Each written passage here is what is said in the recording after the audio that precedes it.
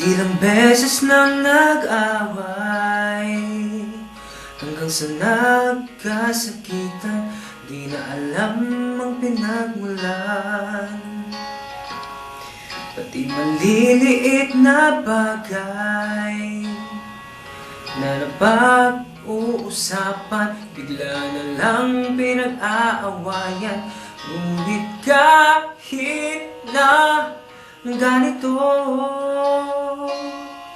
madalas na di tayo magkasundo.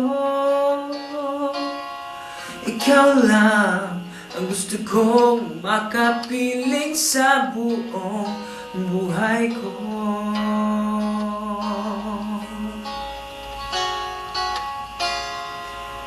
Kahit na binabato mo ako ng kung ano-ano, ikaw pa rin ang gusto ko.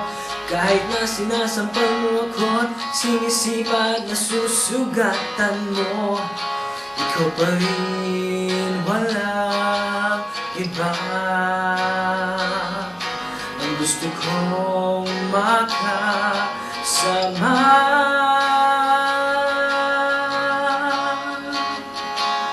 walang iba.